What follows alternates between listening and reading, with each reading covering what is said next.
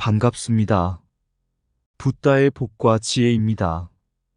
우리 불자들은 누구나 아미타불의 자비로운 원력 아래 정토에서의 왕생을 발언하며 살아갑니다. 오늘 이 자리에서는 부처님의 가르침에 따라 연부를 통해 마음을 닫고 망자의 왕생을 돕는 시타림 의식을 되새기고자 합니다. 부처님께서는 기사굴산과 같은 청정한 곳에서 중생들을 위해 무량한 법문을 펼치셨고 모든 생명이 고통에서 벗어나기를 바라셨습니다.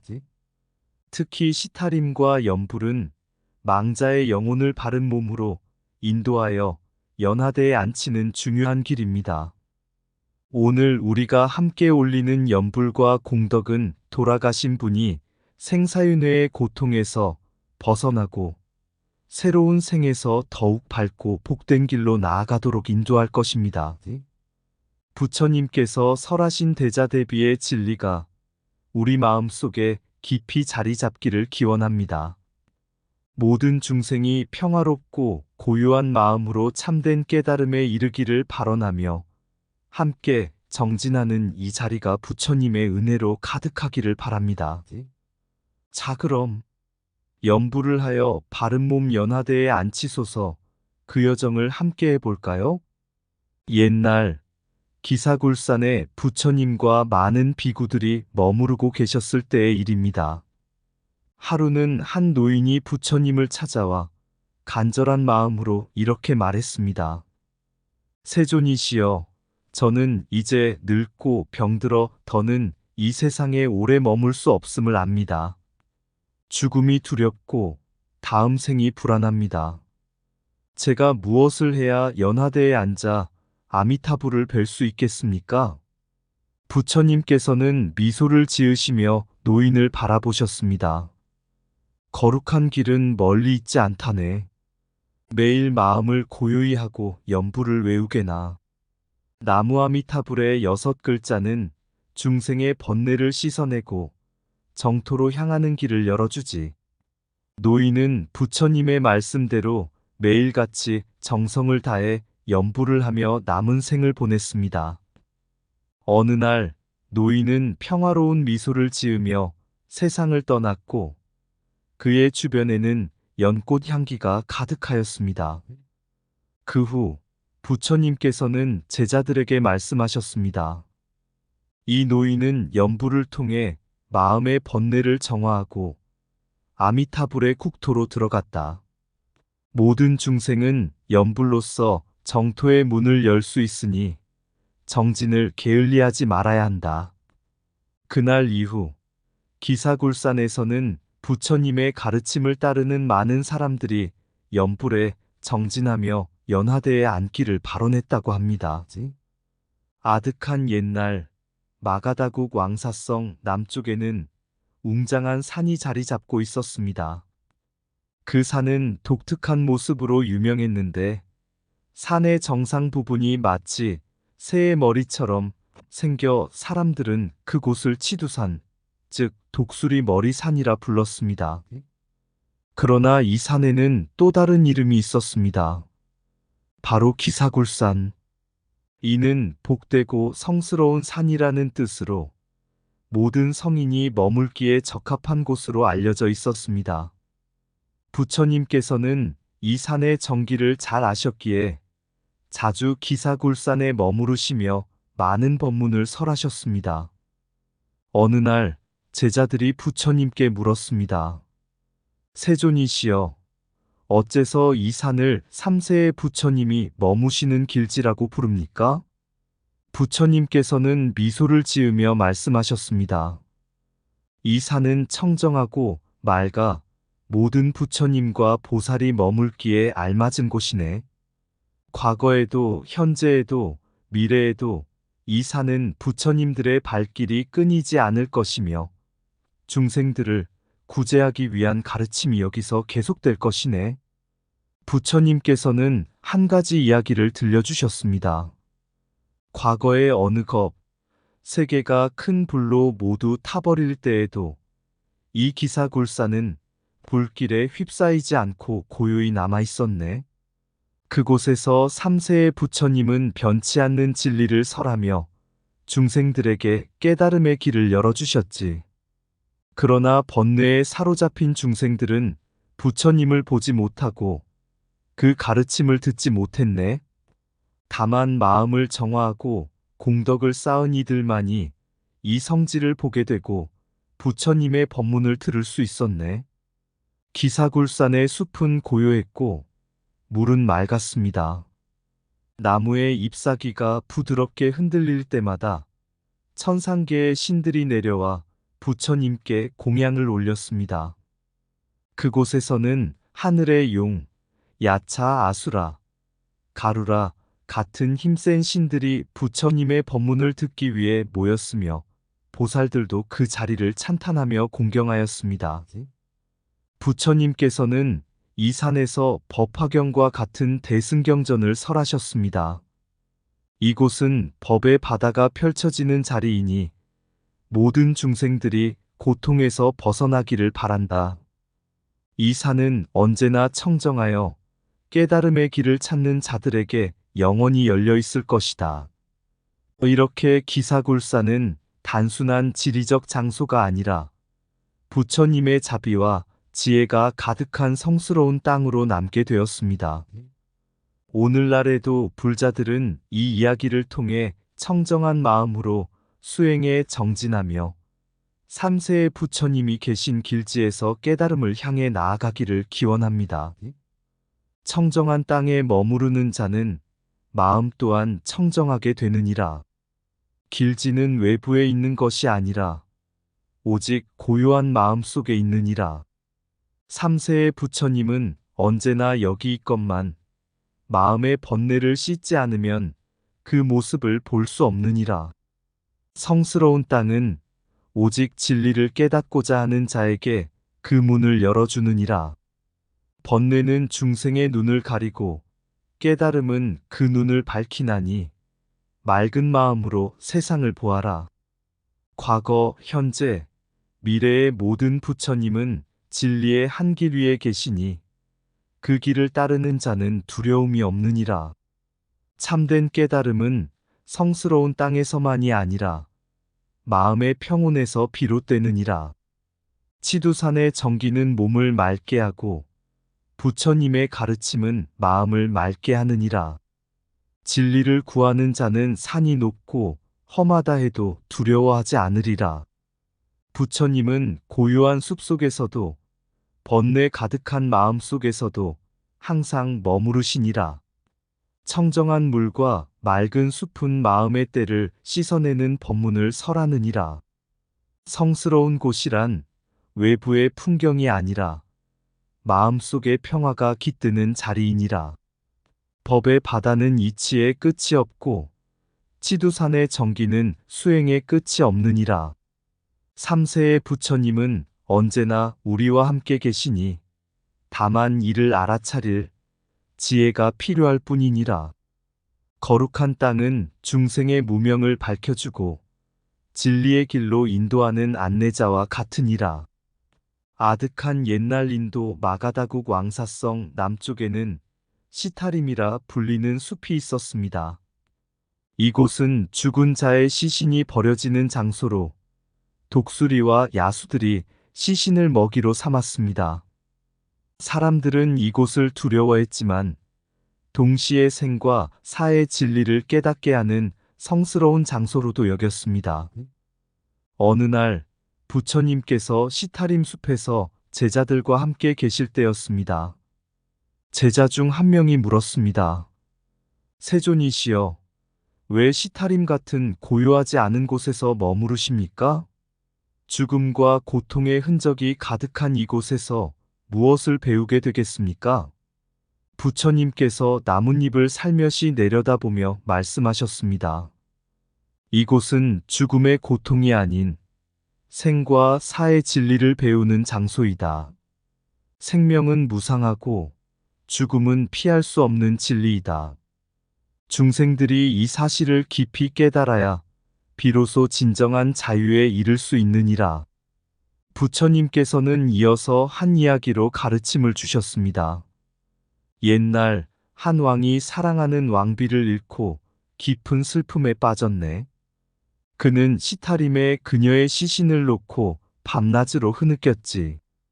그러던 어느 날, 한 현자가 왕에게 다가와 말했다네. 왕이여, 눈앞에 펼쳐진 시신은 왕비가 아닙니다. 그녀의 몸은 흙으로 돌아가고 그녀의 마음은 이미 다른 곳으로 나아갔습니다. 이제 왕은 왕비의 업과 공덕을 위해 기도하여 그녀가 좋은 곳에 태어나도록 돕는 것이 옳습니다. 왕은 현자의 말을 따라 부처님을 모시고 시타림에서 연불과 법문을 올리며 왕비의 왕생을 기원했네. 그리고 그의 마음속 깊은 슬픔도 서서히 평온으로 변했지. 부처님은 이 이야기를 통해 생명의 순환과 공덕의 중요성을 가르치셨습니다. 부처님의 이 가르침은 한국에 전해져 시타림이라는 망자를 위한 불교 의식으로 자리 잡았습니다. 신라와 고려 시대를 거치며 불자들은 사랑하는 이를 잃었을 때 스님을 청하여 연불과 법문을 통해 고인의 영혼을 달래고 그가 극락으로 왕생하기를 기원했습니다. 이러한 의식은 단순히 죽음을 애도하는 것이 아닙니다. 무상의 진리를 깨닫고 생과 사의 순환 속에서 모든 존재의 연기를 이해하는 과정이기도 합니다. 망자를 위한 연불 속에는 깊은 지혜와 자비의 메시지가 담겨 있습니다. 망자의 영혼이 고통에서 벗어나 바른 몸으로 연화대에 앉아 극락에 들기를 기원하나이다. 이러한 연불은 남아있는 이들에게도 큰 위안을 주며 부처님의 자비가 이 세상과 저 세상을 모두 아우른다는 사실을 일깨워 줍니다. 오늘날에도 시타림은 생과 사의 경계를 넘어 불자들에게 깨달음과 평안을 주는 중요한 의식으로 이어지고 있습니다. 부처님께서 전하신 진리의 등불은 이 의식을 통해 망자와 남은 자 모두를 밝혀주고 있는 것입니다. 생과 사의 경계는 허상일 뿐 모든 존재는 무상 속에서 진리를 찾아야 하느니라. 망자의 왕생을 기원하며 연불을 올릴 때 우리의 마음은 자비와 공덕으로 가득 차야 하느니라. 죽음은 끝이 아니라 새로운 시작이니 망자를 위해 공덕을 쌓아 극락으로 인도하라. 연불은 망자의 영혼을 밝히고 남은 자의 마음을 평화로 이끄는 다리이다. 시타림의 숲은 고통의 장소가 아니라 생과 사의 진리를 깨닫는 도량이니라. 망자의 영혼이 연화대에 앉아 극락의 빛을 받기를 기원하라. 그 공덕은 모든 존재에게 퍼지리라. 생명의 끝에서 우리는 무상을 깨닫고 참된 평화를 향한 길을 걷기 시작하느니라. 시타림의 의식은 사랑과 자비로 망자의 여정을 빛으로 인도하는 행위이다. 죽음의 문 앞에서도 연불의 소리는 무명의 어둠을 밝히는 등불이 되느니라.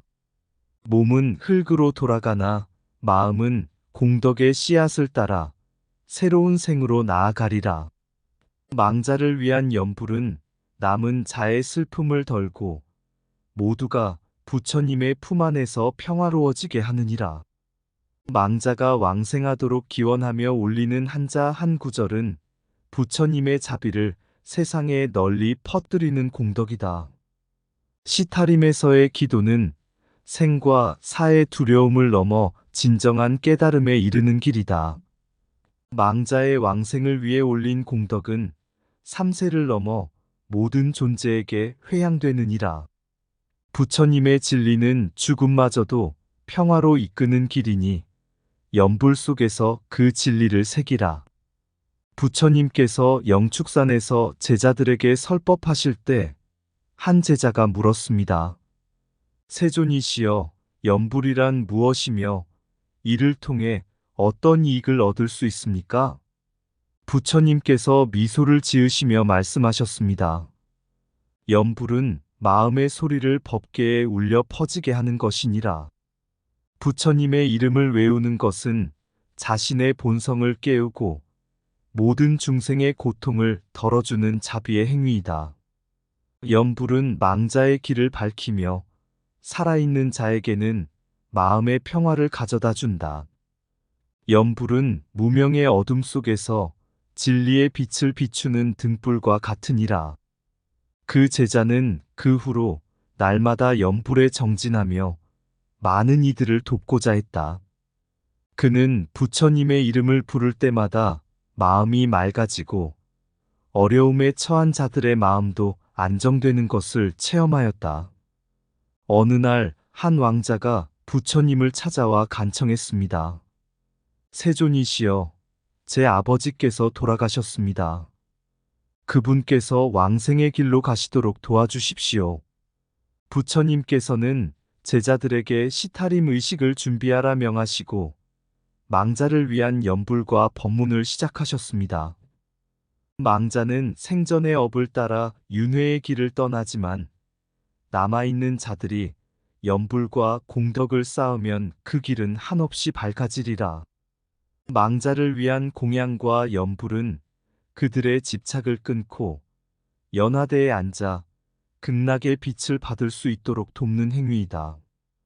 부처님께서는 관무량 수경을 설하시며 왕생 극락의 길을 보여주셨습니다.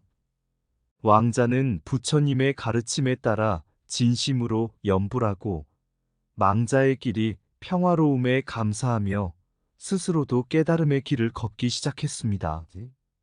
법화경과 관무량 수경은 부처님의 가르침 중에서도 특히 왕생과 염불의 중요성을 설파한 경전입니다. 법화경에서 부처님은 일체의 중생이 부처가 될 수 있음을 강조하시며 누구나 올바른 수행을 통해 극락에 이를 수 있다고 말씀하셨습니다. 관무량 수경에서는 아미타불의 서방 극락 정토를 설명하시며 염불과 명상을 통해 망자가 그곳에 왕생할 수 있음을 설하셨습니다. 부처님께서는 염불은 진리로 가는 배와 같고 법문은 그 노를 젓는 힘과 같으니 이 두 가지를 통해 모든 중생이 고통에서 벗어날 수 있다고 하셨습니다. 이 가르침을 따라 많은 수행자와 스님들은 망자를 위해 염불하고 법문을 통해 생사와 윤회의 진리를 깨달으며 모두가 진리의 길로 나아가도록 돕고 있습니다. 염불은 마음의 정화이며 부처의 빛을 불러오는 길이다. 망자의 길을 비추는 것은 염불의 소리요. 살아있는 자의 길을 닦는 것도 염불의 공덕이니라. 부처의 이름을 부를 때마다 무명의 어둠은 서서히 거치리라. 염불은 삼세의 부처님과 마음으로 연결되는 다리이다. 마음이 맑아질 때 염불의 공덕은 시방세계에 퍼져나간다. 법문은 진리의 언어요. 염불은 진리의 음성이다. 망자는 염불의 힘으로 집착을 놓고 연화대 위에서 새 삶을 시작하리라. 염불과 법문은 생사의 고통을 넘어 진리의 세계로 이끄는 두 날개이다. 부처님께서 설하신 법화경의 한 구절, 염불의 한 소리도 무량한 공덕을 낳는다. 망자는 우리의 염불을 통해 평화로이 떠나며 남은 자는 법문을 통해 깨달음에 이른다. 염불은 마음속의 번뇌를 불태우고 법문은 지혜의 씨앗을 뿌린다. 생과 사의 경계는 염불의 소리로 허물어지고 법문으로 그 길이 이어진다. 아미타불의 이름을 부르는 것은 극락으로 향하는 문을 여는 것이다. 관무량 수경은 왕생의 길을 밝혔고 염불은 그 길을 걸을 힘을 주었다. 염불 속에 담긴 모든 소리는 중생을 구제하고 삼세를 밝히는 진리의 음성이다. 오랜 옛날 마가다국에 한 노인이 살고 있었다. 그는 생을 마감하기 전 불법에 귀의하여 아미타불의 명호를 끊임없이 외웠다. 하지만 마음 한편에는 두려움이 가득했다. 내가 이렇게 연불한다고 정말 극락에 갈 수 있을까? 그의 불안한 마음을 알아차린 한 스님이 그를 찾아와 부드럽게 말했다. 연불은 단순히 소리를 내는 행위가 아닙니다. 그것은 마음 깊은 곳에서 부처님을 믿고 의지하는 길입니다. 부처님은 이렇게 말씀하셨습니다. 내 이름을 부르는 자는 반드시 나의 품에 안기리라. 그러니 연불은 곧 극락의 길을 밝히는 빛입니다. 스님은 노인의 손을 잡고 관무량 수경의 한 구절을 읊조렸다. 일심으로 아미타불을 염하라. 그러면 그대의 마음은 그곳에 이르고 부처님의 연화대에 앉게 되리라. 스님의 따뜻한 법문에 노인의 마음은 평온을 되찾았고 그는 더욱 깊은 신심으로 연불에 정진했다. 얼마 후 그는 평온히 생을 마감했다. 그 순간 그의 방 안은 연꽃 향기로 가득 찼고 가족들은 그의 얼굴에 가득한 미소를 보고 극락왕생을 확신했다. 부처님께서는 늘 말씀하셨다. 중생이 부처의 이름을 부르면 그 음성은 삼세를 두루 울려 퍼져 중생의 업장을 소멸시키고 극락정토로 이끈다. 이처럼 연불과 의식은 단순한 행위가 아니라 중생의 마음을 깨우고 생사의 고통을 넘어 진리의 세계로 이끄는 길임을 깨닫게 하는 것이다. 연불의 소리 고요히 울리니 마음속 번뇌 하나둘 씻겨가고 아미타불의 이름에 담긴 빛 어두운 세상 밝히는 길이 된다. 망자도 이 소리에 귀 기울이며 생사의 문을 넘어 극락으로 향하리. 그 길을 열어주는 연불의 소리 평온의 바람처럼 모든 고통을 달래리. 법문은 깊은 진리의 씨앗, 연불은 그 씨앗을 자라게 하는 물, 서로 손잡고 삶과 죽음 넘어서 모두가 하나 되어 부처의 품에 안기리.